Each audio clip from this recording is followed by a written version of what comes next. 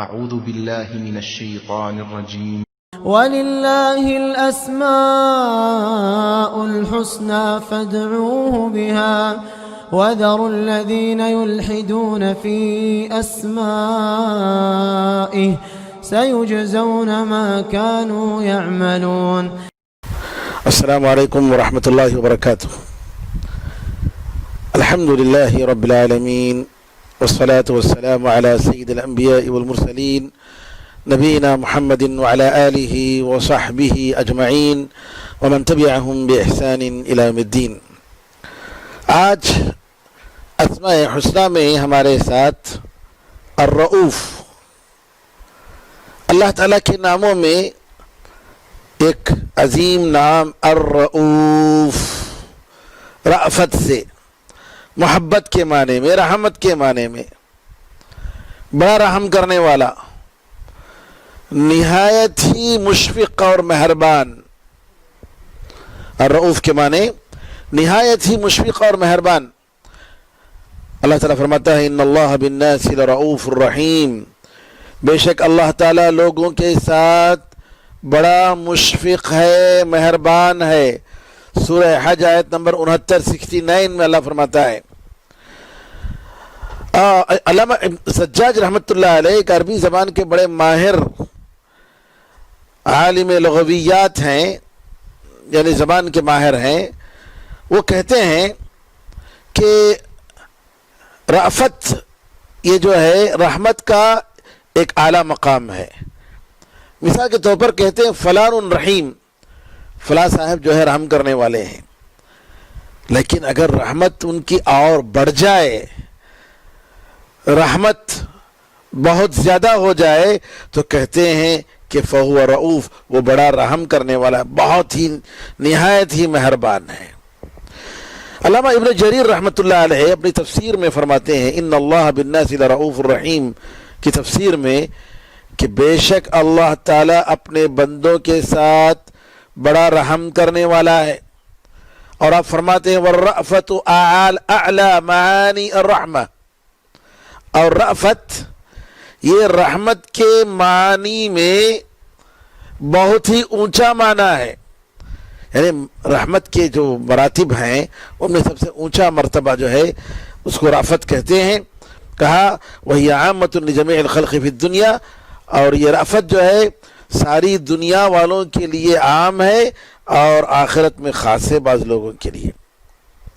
ایک اور رحمت اور رأفت میں فرق بتاتے ہیں علامہ قرطبی رحمۃ اللہ علیہ.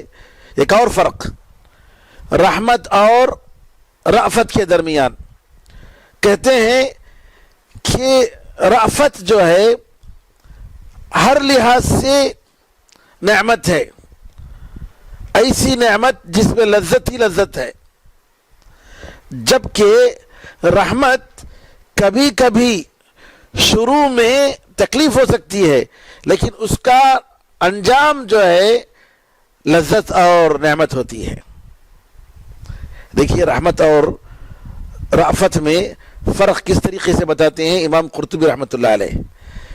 رأفت کا مطلب امام قرطبی رحمۃ اللہ علیہ کے پاس کہ اس میں کسی قسم کی تکلیف نہیں، لذت ہی لذت، نعمت ہی نعمت، یہ رحمت ہے. رحمت کا اعلیٰ مقام ہے جس کو رأفت کہتے ہیں. لیکن جب رحمت کہتے ہیں رأفت کے بجائے، تو رحمت کا مطلب ہو سکتا ہے کہ کسی بھی مرحلے میں تکلیف ہو، پریشانی ہو، لیکن انجام اس کا کیا ہے؟ انجام لذت اور نعمت ہے، خوشی ہے. تو اس طریقے سے بھی علماء اکرام نے فرق بتایا ہے. اور فرمایا امام قرطبی رحمۃ اللہ علیہ نے قرآن میں اللہ تعالیٰ نے اسی لیے سزا دیتے ہوئے کہ یہ فرمایا کہ وَلَا تَأْخُذْكُمْ بِهِمَا رَأْفَةٌ فِي دِينِ اللَّهِ، کہ اللہ تعالیٰ کے دین اور اس کی شریعت کی تنفیذ کرنے میں، ان گنہگاروں کو سزا دینے میں تمہارے دل میں کسی بھی قسم کی رأفت نہیں آنی چاہیے. رأفت کا مطلب یعنی یہاں کسی قسم کی یعنی ان کے لیے رحمت نہیں آنی چاہیے، تاکہ اللہ تعالیٰ کا قانون باقاعدہ اس میں امپلیمنٹ کرنا ہے، کیونکہ اسی میں ان کے لیے بہتری ہے۔ اب آئیے اللہ تعالیٰ کی رأفت، جو رحمت کا ایک اعلیٰ مقام ہے، اس کے کیا کیا آثار ہیں؟ بے شمار آثار ہیں۔ ہم جو ہے رحمان اور رحیم میں بہت کچھ پڑھ چکے ہیں، پھر بھی اللہ تعالیٰ کی اس رأفت کے جو آثار ہیں ہم دیکھتے ہیں کہ اللہ تعالیٰ قیامت کے دن کسی بھی بندے کے نیک عمل کو بیکار نہیں کرے گا، بشرطے کہ وہ توحید پر مرا ہو۔ شرک پر اگر مرا تو اس کے سارے اچھے کام بیکار، ساری نیکیاں اس کی عبادتیں بیکار، چاہے ہر سال وہ حج کرے، چاہے پوری دولت وہ جو ہے اللہ کے راستے میں لٹا دے، اس کا پورا عمل بیکار ہے۔ لیکن جو توحید پرست ہیں، صرف اللہ تعالیٰ کی عبادت کرتے ہیں، ان کے نیک عمل کو اللہ تعالیٰ برباد نہیں کرے گا۔ اللہ تعالیٰ فرماتا ہے وَيُحَذِّرُكُمُ اللَّهُ نَفْسَهُ وَاللَّهُ رَؤُوفٌ بِالْعِبَادِ، سورہ آل عمران آیت نمبر 30 میں یہ ذکر کرنے کے بعد کہ ہر شخص اپنے عمل کو وہاں قیامت کے دن سامنے پائے گا، اس کا ریکارڈ وہاں دیکھے گا، اور یہ خواہش کرے گا کاش اس کے اور اس کے عمل کے درمیان ایک بہت بڑا فاصلہ ہوتا، وہ کبھی اپنے عمل کو اس ریکارڈ میں قیامت کے دن نہ دیکھتا۔ سبحان اللہ، قرآن کی آیت ذرا دیکھیے گا کس طریقے سے اللہ نے تعبیر کی ہے۔ یوم تجد کل نفس ما عملت من خیر محضرا وما عملت من سوء، اس دن ہر انسان، ہر جان جو کچھ بھی عمل کیا ہے اچھا اس کو اس کے سامنے پائے گا، اور جو برا عمل کیا ہے وہ بھی۔ تود لو ان بینہا وبینہ امدا بعیدا، جان یہ خواہش کرے گی، نفس یہ خواہش کرے گی، انسان یہ خواہش کرے گا، تمنا کرے گا کاش اس کے اور اس کے عمل کے درمیان بہت دور کا فاصلہ ہوتا، کبھی وہ اس کے عمل کو نہیں دیکھتا۔ پھر اللہ فرماتا ہے وَيُحَذِّرُكُمُ اللَّهُ نَفْسَهُ، اللہ تعالیٰ تمہیں اے لوگو اپنے آپ سے ڈراتا ہے، اس کی سزا سے ڈراتا ہے، اس کے غصے سے ڈراتا ہے۔ اس کو ناراض مت کرو، اس کو غصے میں مت لاؤ، اس کی سزا سے ڈرو، اس کے عذاب سے ڈرو۔ واللہ رؤوف بالعباد، اور اللہ تعالیٰ بندوں کے ساتھ بڑا ہی مہربان ہے، چونکہ نہایت مہربان ہے اس لیے وہ ڈرا رہا ہے۔ برے عمل سے دور ہو جاؤ، بدعمالیاں مت کرو، نماز کی پابندی کرو، تاکہ قیامت کے دن افسوس کرنا نہ پڑے۔ اللہ تعالیٰ کی رأفت اور رحمت کا نتیجہ یہ ہے کہ اللہ تعالیٰ نے ہمیں ہدایت کے لیے رسولوں کو بھیجا، کتابوں کو نازل فرمائی، ورنہ انسان جانوروں سے بھی بدتر مخلوق ہو جاتا۔ جی ہاں، جو اپنے رب کو نہیں پہچانے جانوروں سے بھی بدتر ہے، کیونکہ جانور اللہ کے سوا کسی اور کی عبادت نہیں کرتے۔ آپ نے کبھی دیکھا کسی جانور کو غیر اللہ کے پاس جا کر مانگتے ہوئے؟ ہرگز نہیں، اللہ ہی کو مانگتے ہیں، اللہ ہی سے مانگتے ہیں، اللہ ہی سے طلب کرتے ہیں۔ اللہ تعالیٰ کی رأفت کا نتیجہ یہ ہے، تقاضا یہ ہے، اس کا اثر یہ ہے کہ اللہ تعالیٰ ہمارے توبے کو قبول کرتا ہے، ہمیں معاف کرتا ہے۔ ہمارے ساتھ اس کی رحمت کا تقاضا یہ ہے کہ ہمارے لیے ساری دنیا کی چیزوں کو اس نے مسخر کیا، ساری چیزیں، اور مومن اللہ تعالیٰ سے ہمیشہ مانگتا ہے، اس کی رحمت کا واسطہ دے کر طلب کرتا ہے، کیونکہ اس کو معلوم ہے کہ اے اللہ تو ہی بڑا ہم سے رحم کرنے والا ہے، اور تیری رأفت اور رحمت بے انتہا ہے، اور تجھ سے ہم مایوس نہیں ہیں۔ اب یہ رؤوف پر ایمان لانے کے کیا تقاضے ہیں، ہم سے یہ نام کیا مطالبہ کرتا ہے، اس سلسلے میں رحمان اور رحیم میں ہم بتا چکے ہیں کہ کیا کیا ہم سے یہ تقاضا کرتا ہے، تقریباً وہی معنی موجود ہے، لہٰذا ہم اس کو دوبارہ بتانا مناسب نہیں سمجھتے۔ اب آئیے اللہ تعالیٰ کے ناموں میں ایک اور نام الودود۔ الودود ود سے نکلا ہے، جس کا معنی ہے محبت۔ قرآن کریم میں 2 جگہ اللہ تعالیٰ نے الودود کا اپنا نام ذکر فرمایا، استغفروا ربکم ثم توبوا الیہ ان ربی رحیم ودود۔ تم اپنے رب سے معافی مانگو، اس سے توبہ کرو، بے شک میرا پروردگار بڑا رحم کرنے والا، بڑی محبت کرنے والا ہے۔ سورہ ہود آیت نمبر 90 میں ابن جریر رحمۃ اللہ علیہ فرماتے ہیں ودود کا مطلب یہ ہے کہ اللہ تعالیٰ جو لوگ اس کی طرف پلٹتے ہیں، توبہ کرتے ہیں، ان سے محبت کرتا ہے۔ علامہ ابن قیم رحمۃ اللہ علیہ فرماتے ہیں کہ ودود کے مطلب معنی میں 2 معنی بتائے گئے ہیں۔ ایک یہ ہے کہ وہ نیک بندوں سے، اولیاء سے، انبیاء سے محبت کرتا ہے، مومن بندوں سے محبت کرتا ہے، اور دوسرا معنی یہ بتایا گیا کہ اللہ تعالیٰ وہ ذات ہے جس سے محبت کی جاتی ہے، جس سے ساری محبت، خالص محبت اسی سے ہوتی ہے، اور یہ کہ بندہ اپنے سارے اعضاء، اپنے کان، اپنے آنکھ، اپنے دل، سب سے اللہ تعالیٰ سے محبت کرے اور اللہ تعالیٰ کی محبت سب سے زیادہ غالب ہو۔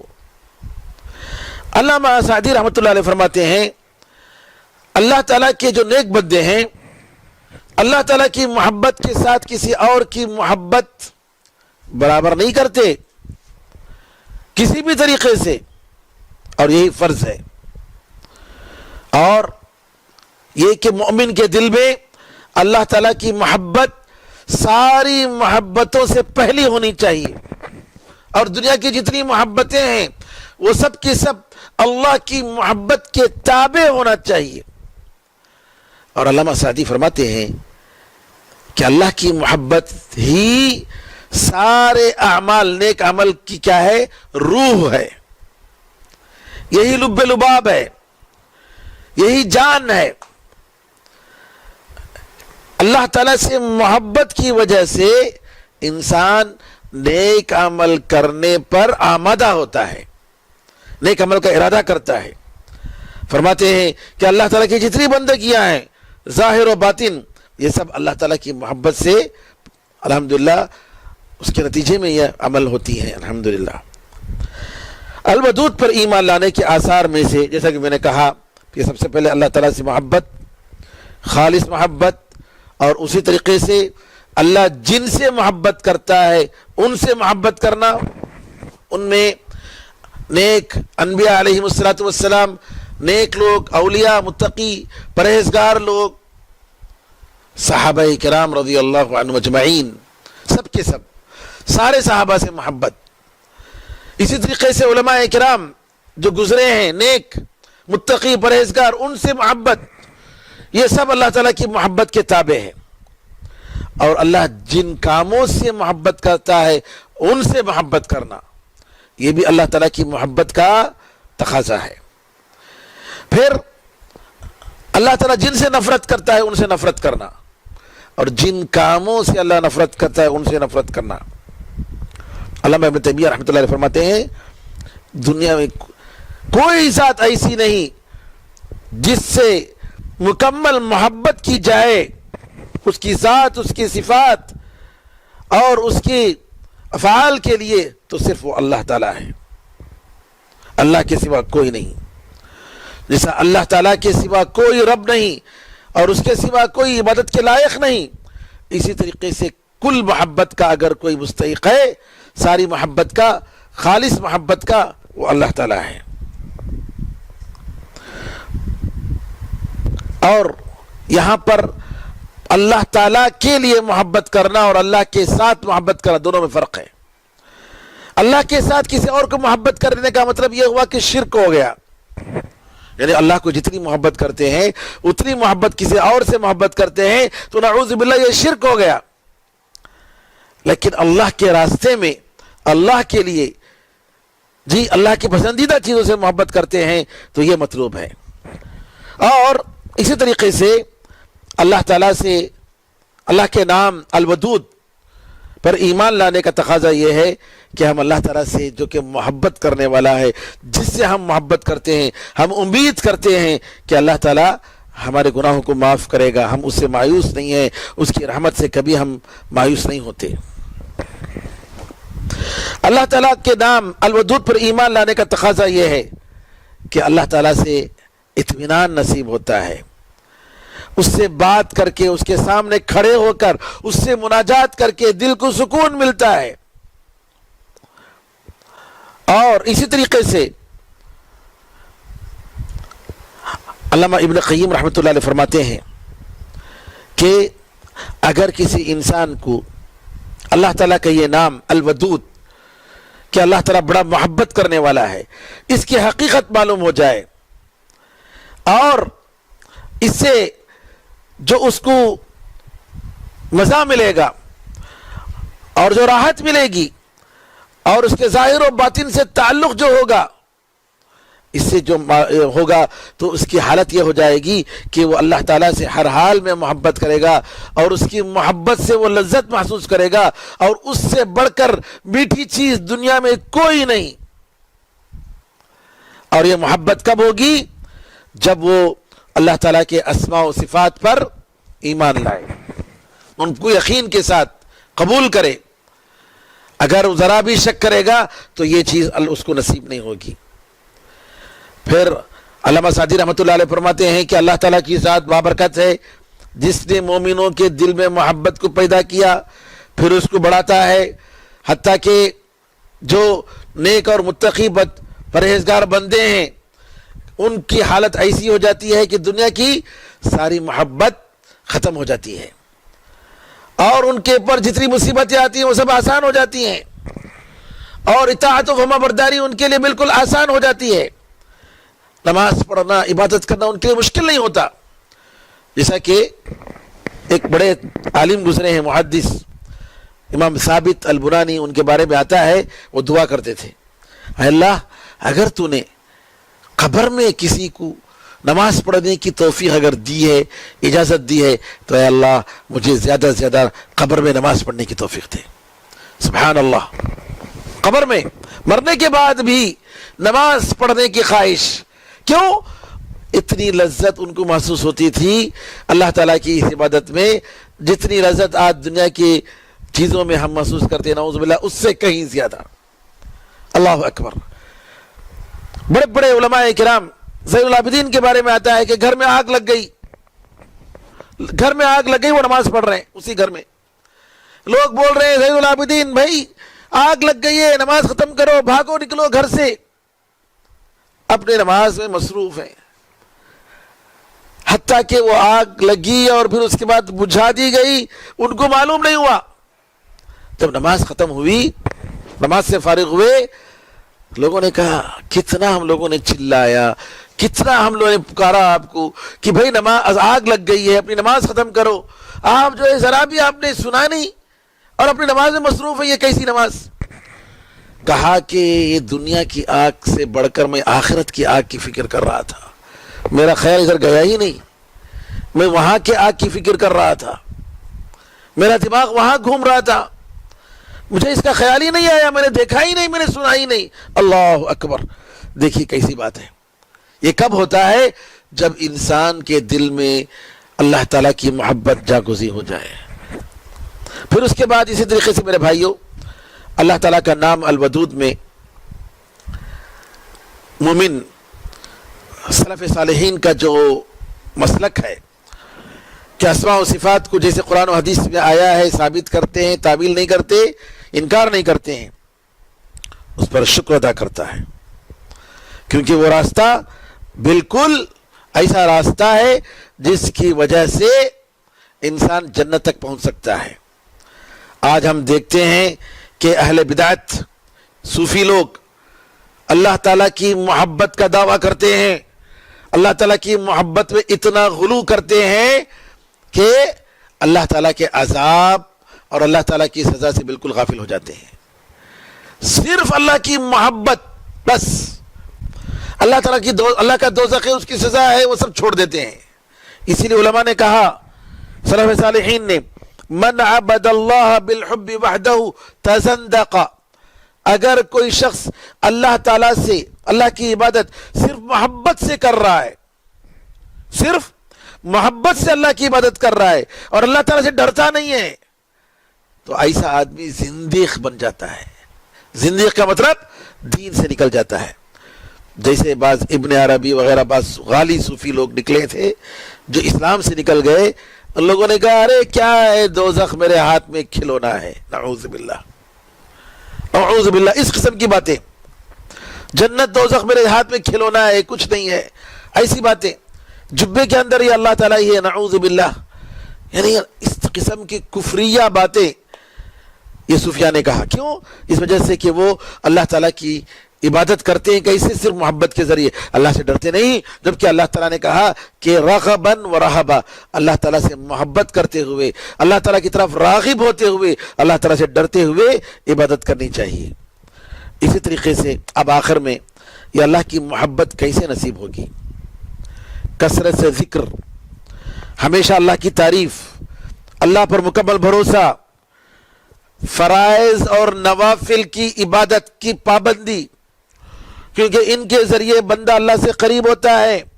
اخلاص، اور اسی طریقے سے وہ عمل، جن عمل کا ذکر قرآن میں کیا گیا کہ اللہ تعالیٰ ایسے لوگوں کو، ایسے عملوں کو، عمل کرنے والوں کو پسند کرتا ہے. ان اللہ یحب التوابین ویحب المتطہرین. اللہ تعالیٰ توبہ کرنے والوں کو پسند کرتا ہے، پاک صاف رہنے والوں کو پسند کرتا ہے، انصاف کرنے والوں کو پسند کرتا ہے، متقی اور پرہیزگاروں کو پسند کرتا ہے، نیک عمل کرنے والوں کو پسند کرتا ہے. ان اللہ یحب المتوکلین. اللہ پر بھروسہ کرنے والوں کو پسند کرتا ہے. آخر میں امام ابن القیم رحمۃ اللہ علیہ 10 اسباب بتاتے ہیں، 10 ریزن جن کے ذریعے اللہ تعالیٰ کی محبت مل سکتی ہے. میں مختصر طور پر صرف ٹاپک بولتے ہوئے جاتا ہوں، تفصیل میں نہیں جاتا کیونکہ ٹائم نہیں ہمارے پاس. تو سب سے پہلے قرآن کریم کو تدبر کے ساتھ، غور و فکر کے ساتھ پڑھنا، اس کے معنی میں غور کرنا. نمبر 2، فرائض کی پابندی کے بعد نوافل. کتنے لوگ آج سنت پڑھتے نہیں، نعوذ باللہ.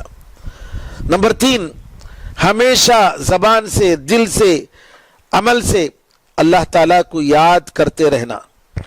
جتنا اللہ کو یاد کریں گے اتنی اللہ کی محبت نصیب ہوگی. نمبر 4، جب دنیا والوں کی محبت اللہ کی محبت سے ٹکرائے تو اللہ تعالیٰ کی محبت کو ترجیح دینا. نمبر 5، اللہ تعالیٰ کے نام اور صفات، اسماء حسنہ کا مطالعہ کرنا، غور و فکر کرنا، کیونکہ جو شخص اللہ تعالیٰ کو اس کے نام کے ذریعے پہچانے گا ضرور سے محبت کرے گا.